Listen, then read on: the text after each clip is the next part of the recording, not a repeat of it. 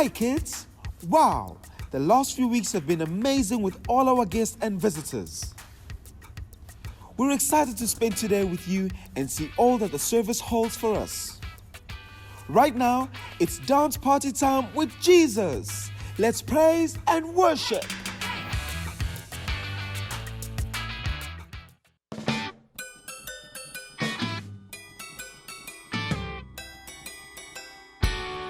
I can be loud or quiet, tall or itty bitty. I might live on a farm or in the city, and Jesus is always gonna love me. Jesus loves me.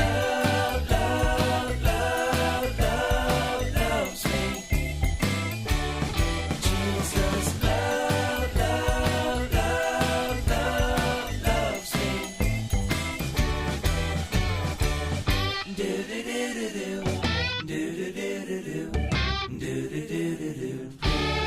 I can be happy or sad, a guy or a lady, friendly or sleepy or silly or crazy, and Jesus is always gonna love me.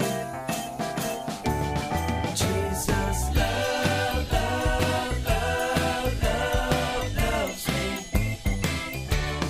Jesus loves me.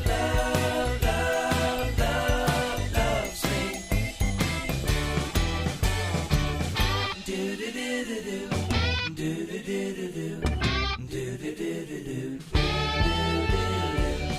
do-do-do-do-do,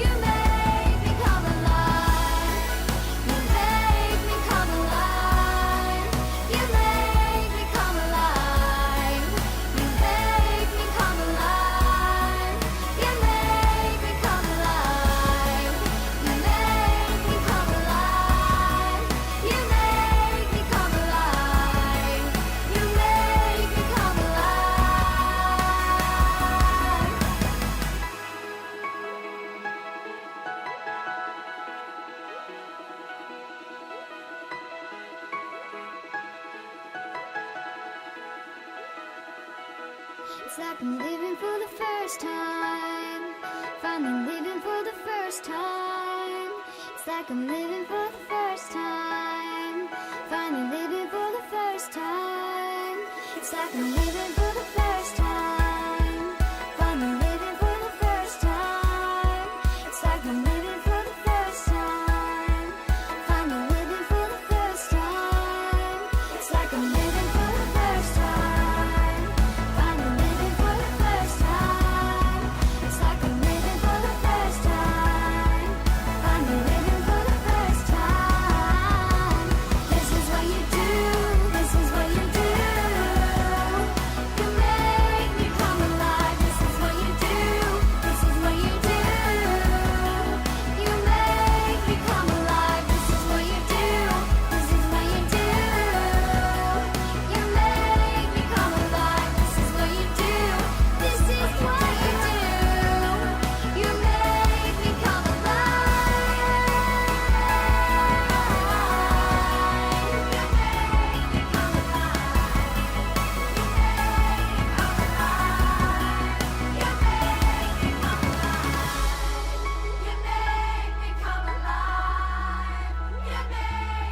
me come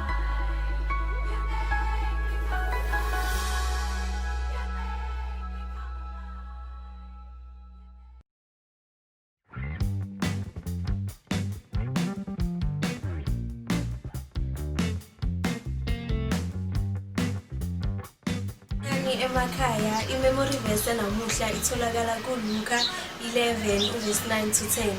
uLuka 11 verse 9 to 10. Ngithi kini, celani niyakuphiwa, funani niyakufumana, nqonqothani niyakuvulelwa. Ngokuba ilowo nalowo ocelayo uyamukeliswa, nofunayo uyafumana, nonqonqothayo uyakuvulelwa. Ngiyabonga.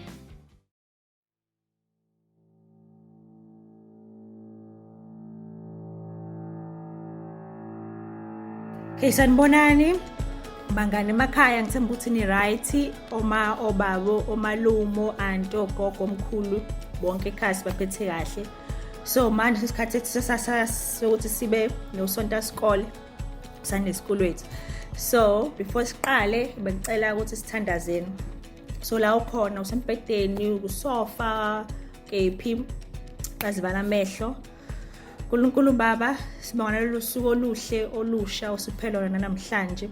Sibonga ukuthembeka kwakho Baba ukuthi njalo uhlezi unathi, ukuthi alukho ngisho nosuku olulodwa la esihamba khona wena ungekho nathi.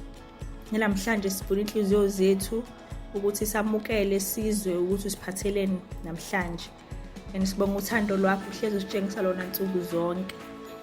Namhlanje sibonga ukuthi nje sizozwa kabusha ngawo ukuthi ufuna ukuthini kuthina egameni kaJesu, amen. Okay, so ingani uma kade uloko ubuka ukuthi bekukhulunywa ngani. So kukhulunywa ukuthi kumele sikwi race, kodwa kule race esikuyona asikho kwi competition nabanye abazalwane. I-competition yakho wedwa nje, wena nje ubhekile prize. So namhlanje isihloko sithi qhubeka. So qhubeka. So uma uzwile iscripture sethu sitholakala ngokuka Luke 11 uverse 5, from verse 5 to 13. So ila uphane ndawo. So ku Luke 5, ku Luke 15 verse 5 to 13 uxoxela indaba ukuthi kwenzakalani lapho. Uma no auntie noma uba ukwazi ukufundela ekhaya, ngicela ubacele bakufundele lo ndaba after sengikutshelini. So kule ndaba eBhayibhelini sithola ukuthi kukhona ke lo muntu, so ufikelwa isivakashi. So isivakashi sifika late, and lapho shem akana kudla kudololo. Awucabanga ukuthi uma kuthiwa uyovasha isihlobo sakho noma ubani wakini uhlela kude, ingani lapho uzobe uthemba ukuthi uzothi ngifika nje abethi athi phahla asishaye chicken noma athi phahla akushaye ngokudla ingani ngoba phela usulambile kade phela ugcinile ukudla lokuhamba nje utravel.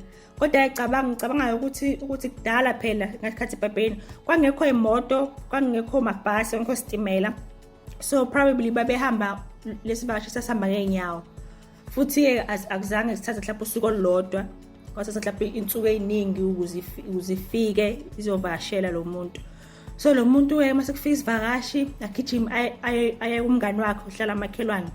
Mafika aye kumngani wakhe, fethi umngani wami qoqo umngani wakhe uselele cause ubaba omdala, cause nalo ozayo ubaba. So mayithi uyafika ngqongqo athi lo ngaphakathi awungeke thina la ekhaya sesilele, kanti zami seyilele nathi sesilele sicishe ngisho cishe ilo amakhandlela mangicabanga cause lapho ugesi wawungekho dala, probably babesebenzisa amakhandlela noma izibani, bangasazi isibani buzimakho ukuthi yini isibani. So bese-ke asho ukuthi asesicishe yonke into nje ekhanyayo la endlini, so ngicela bandla ubuye. Kodwa-ke lo ongaphandle nqonqozayo ecela umngane wakhe akazange ajike ngenxa yokuthi athi umngane wakhe hayi sebelele, walowo ecelile ethi ngicela ungisiza ngifike isivakashi siqhamuka kude and endlini anginakudla, phela kumele ngimnikeze ukudla ukuze adle yabo asuthe before alala. Hayi angiloko ecelile angayeki. Bese nasekugcineni yeke angene lo ngaphakathi avuke amnikeze ngenxa yokuthi umngane wakhe beloke ecelile nje engayeki yabo. Nangempela asukume amnikeze ukudla isinkwa angazi nani ale akayecelile, so amnikeze kona lokho ukudla. So ke uma-ke sesibuyisa kuthina thina bangani ukuthi ingani ububona uma ucela mhlawumbe usweet ngimani nomngane wakho, uma wazi ukuthi unawo futhi uyambona nawe uphethe noma uyazi ukuthi unawo angawazi ukunikeza, awuvudane nje uthule umyeke mayethe yabo. Uma athi hayi manje fika uthula kancane ngithi loqhubekile lomcela ukuthi ngicela phela ngiphi usweet, ngicela ngiphi usweet nomngane wami ngipha agcine senjani igcine sekuphile ngobani lokuqhubekile ucela. Kodwa phela uma ucele kahle ungaloku umuntu umkhomba ngiphi yabo, kumele umuntu umcele kahle.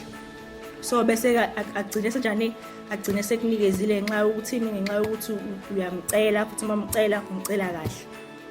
So siphindele kulesi sihloko sethu lesi somgijimi yabo. So ngixoxa indaba ukuthi kathi ngifunda esikoleni, so njalo nje not njalo, kwesinye isikhathi mangilate ekuseni uthothi ngiyagijima lapha yabo, sagijima sibaningi sesilate phela yabo, sesingena lapha egate ngangifuna ekhulu ugqama, abafundi number 6 ngangifuna ekhulu ugqama. So ngigijima hayi mase kuthi ngiyagijima nje xa indaba yokuhlezi kuyindawo eyodwa, lo ndawo ngihlezi ngiqhuza ngithi bhu ngiwe phansi. Kodwa ekuweni kwami phansi angihlezi ngivuka ngenxa yokuthi nisibaningi siyagijima, ngoba phela ngangithola lo mfutho ukuthi kumele nami ngisukume ngigijime labo ukuze phela ngeke ngisale ngedwa. Mangisala ngedwa hayi iyobe ijampile. Hayi so yabo ukuthi ngangafike ngiqhuzuke ngiwe bese ngiyahlala ngithi bha phansi. Awucabanga uma kuthiwa even though sibalate sibaningi bese mina ngiyahlala phansi ke bese ngiba ngedwa, ekugcineni angizoba senkingeni ngoba phela uthi uthisha wayemile athi wozani gijimani yabo. Ucabanga esengifica sengihleli ke phansi ngithi hayi sengiwile mina, so angisasuka umyeke. Awucabanga nje ukuthi ngizoba senkingeni kanjani, ukuthi kuhlezi nje njalo noma kuthiwa kuba yini obhekana nayo kumele njalo uhlezi usukuma uyicoshe yabo, usukuma uyicoshe noma kuthiwa into enjani kumele uhlezi usukuma uyicosha nje njalo. So ke into ke emnandi ngokuthi uma usindisiwe umntana kaNkulunkulu ukuthi lo mjaho esugijimayo suhambayo awuhambi wedwa, awuwenzi wedwa. Kufana nokuthi ngibona ukuthi uma uzogijima ugijimele isikole ukuthi before ngigijime kuba khona ucoach lo thisha onifundisayo useni noma umem ukuthi asho ukuthi ke abazogijima endaweni ethize osuku othize sesopractice bese ke njalo enhlezi ngigijima leso sikhathi ama-case nizowenza ngigijima njalo yabona nilungiselela ukuthi mase kwenzeka. Futhi-ke akukho ukuthi usuke uwedwa kodwa usuke unabantu enenhloso eyodwa ukuthi inhloso yenu nonke ngigijima and mangigijima ngigijimela ukuthi nowina lana yakhona. So kufana kanjalo uma-ke uzohlala nabantu abasindisiwe, abantwana abaJesu, abantwana bakaNkulunkulu abamthanda uNkulunkulu, ukuthi usuke wazi ukuthi njengoba ngihlala nabo sonke sinenhloso eyodwa ukuthi into esizenzayo sifuna ukudumisa uNkulunkulu and siyamthanda, yabo. So awucabanga uma kuthiwa wena ufikela uyajima la kodwa ukujima wakho kubhekele abanye ababhekele ukuthi lapho ngeke kuzobe khona ukuzwana, ngeke kuzobe khona into ehambisanayo. So kumele uhlezi ugada ukuthi abantu onabo uma nonke nithi namthanda uJesu abangani bakho, uma ethi umngane wakho uyamthanda uJesu, ubheke ukuthi okay samthanda uJesu sonke, kodwa ugada ukuthi ungadonseleki kulabo abanye abangani bona abangamthanda uJesu ngoba lokho kuzolimaza wena ekugijimeni kwakho nje uqhubeka. So ngizonenza esinye isibonelo ukuthi ngibona ukuthi uma sizobhala i-test, so uthisha ufika asho ukuthi okay so ngosuthize sobhala i-test. So kufana kanjalo nathi-ke njengoba nathi sithi samthanda uNkulunkulu ukuthi insuku zonke sihlezi sifunda okusha ngoJesu, ukuthi uJesu angifela, uJesu uyangithanda, yabo. So ukuthi njengoba sifundela i-test, kodwa-ke i-test-ke yomzalwane ihlezi-ke iza kwenye inkathi la sikalindele khona, kodwa ngoba-ke suke sazi ukuthi ngifundile, so ingako kuhlezi kusho ukuthi babelisho ukuthi kumele sibe ready ngaso sonke isikhathi, yabo. So ukuthi njengoba nje sithanda uJesu, uhlezi ufunda ngoJesu, uze ukuthi uyangithanda, uthi unecebo ngempilo yami, uthi mina ngiyikhanda nginomsilo, uthi ngaphezulu angikho ngaphansi, yabo. Konke lokho ukuthi uma sekusezofika isitha sithi wena nje akekho okuthandayo, ulapha ngaphansi, boka amanye abantu baphezulu kwakho, yabo. Konke lokho kodwa wena ngoba usuke wazi ukuthi ufundeni, ukuthi uthini uJesu ngawe, so ila ukwazi ukusebenzisa khona lokhu kade ukufunda kwi-test, ufunda ukuthi uJesu uthini ngami, yabo. Bese-ke kule ndaba le kade sifunda ku-verse 11 to 13.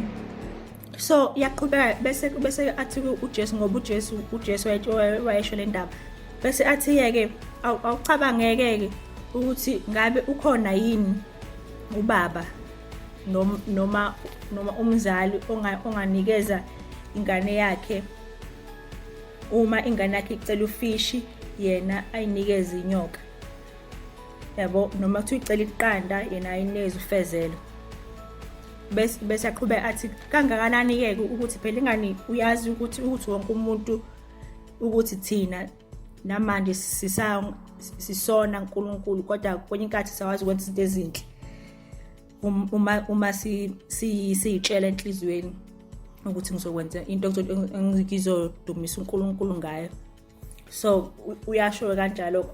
Kufana nokuthi uma nje usamncane ufike ucele una6 na7 ucele kuma nombaba wakho ukuthi ngicela ngithengele imoto, umcabanga bazokunikeza imoto, cha ngeke bakunikeze imoto ngoba wena okokuqala usamncane ngalendlela ukuthi ungashayela imoto. Ayikho into embi ngemoto, kumnandi kabi kuhle kabi ukuba nemoto, kodwa uma uzothola into enhle ngesikhathi esingasona lesi okumele usithole ngayo izogcina ilimaze wena, akusho ukuthi leyo nto enhle yimbi, kodwa kuchaza ukuthi isikhathi oyithola ngayo leyo nto ayivumelani nawe. So ukuthi kwenye inkathi yazi into ehlezi ngimangaza bangani ukuthi ingani lithi iBhayibheli uNkulunkulu usadala konke, yabo usadala konke, and yonke into eyenzekalayo ngaphansi kwelanga semhlabeni ayimthusi yena ngithi. So kuchaza ukuthi thina njalo nsuku zonke sihlezi sizama catch up kwisikhathi sakhe, kwi-timing yakhe. Awucabanga nje ukuthi njalo nje thina hlezi sambuleleke sibone ukuthi uNkulunkulu mhlawumbe ngibekele lokho, yabo nsuku zonke hlezi sinazama catch up, yabo ukuthi isikhathi sakhe, yabo even iloko kumnandi ngempela ukuthi uNkulunkulu yena lo odala izulu nomhlaba unecebo ngempilo zethu, awucabanga. So kumele ke njengabazalwane bangani ukuthi siqhubeke singavumeli izimo noma yini esibhekana nayo ukuthi sithikameze shone ngapha nangapha, noma uqhuzukwe uhlale phansi ungabe usasukuma, but sivumele ukuthi ithemba lethu leli esinalo uqhubeke sibeke uNkulunkulu kube yilona isaziyo for sure ukuthi uma sithatha ithemba lethu silibeka uNkulunkulu akasoza siphoxa, akasoza sishiya, yabo ngoba uyasho eBhayibhelini yena ukuthi akayena umuntu cause yabo uma ubheka kahle even nathi othisha basanesikole kwenye inkathi siyakhohlwa, yabo plus nami ngabe ngikhohlwa, yabo ukuthi siyakhohlwa ukuthi namhlanje mhlawumbe ngithi okay ya but mase ngibona next time mhlawumbe next sengithi singayenzi lodwa, but uNkulunkulu yena into ayishilo ngaleso sikhathi uyayikhumbula, futhi lento ayishilo iyo ezokwenzekalayo iyo akazoyenza. So ukuthi nje siqhubeke njalo nje sibeke ithemba lethu kuNkulunkulu, simthembe njalo. So singathikamezeki nje ukuthi sishone ngapha nangapha, but sazi ukuthi impilo engiphilayo ngiphilelela uNkulunkulu, and njengoba ngiphilela uNkulunkulu ngiyazi ukuthi kugcineni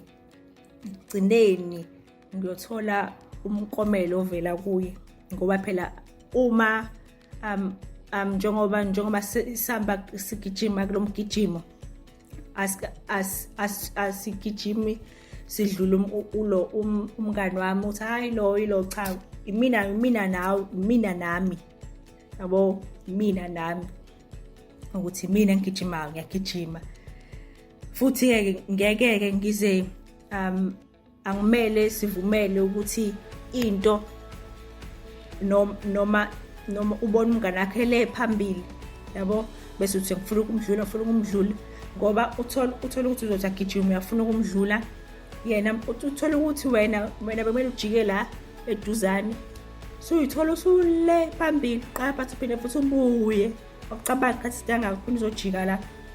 So ukuthi nje singaqhudana namangani bethu, sihlezi ube uwe nawe umbuzo uNkulunkulu nsuku zonke nje kusena umbuzo before esikoleni noma uyodlala noma uwenzani uma esontweni, umbuzo uNkulunkulu namhlanje ungiphatheleni, yabo umbuze nje ukhulume naye because uyathanda ukukhuluma nathi bangani.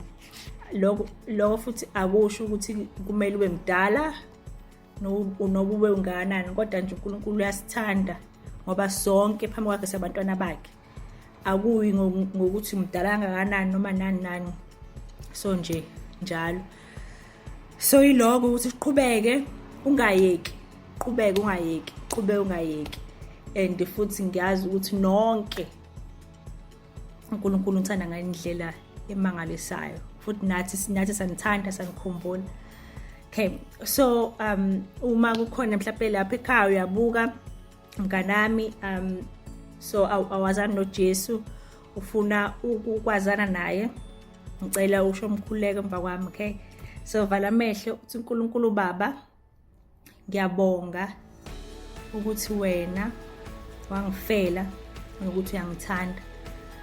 So namhlanje ngiyavuma ukuthi ngingumoni and ngiyabonga ukuthi izono zami zonke seyithethelwele, and ngiyavuma ngomlomo wami ukuthi wena Jesu wangifela waphinde wavuka, and ngiyabonga ngothando lwakho igama likaJesu, amen. Yay! Okay, so manje sesiyovala umkhuleko bese so utshela abangani bakho ngokuthi ufundeni namhlanje, utshela uma osisi wakho nikhulume nje uzoza ukuthi mhlawumbe ufundeni. So sesivala ngizovala umkhuleko. Baba, siyabonga uthando lwakho and siyabonga ukuthi uhlezi unathi.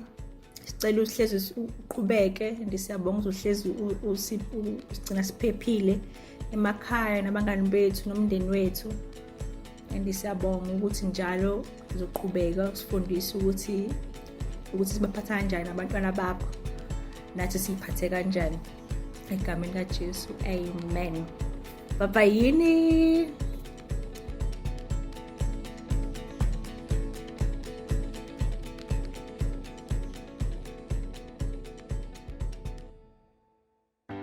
During Jesus' time on earth, he prayed a lot. He knew that prayer would keep him close to God, his Father. Sometimes Jesus would pray with others, like when he asked Peter, James, and John to come with him to a mountain to pray. Other times, Jesus would leave his disciples and pray by himself, so he would have time alone with his Father. When Jesus prayed, he prayed for all sorts of things.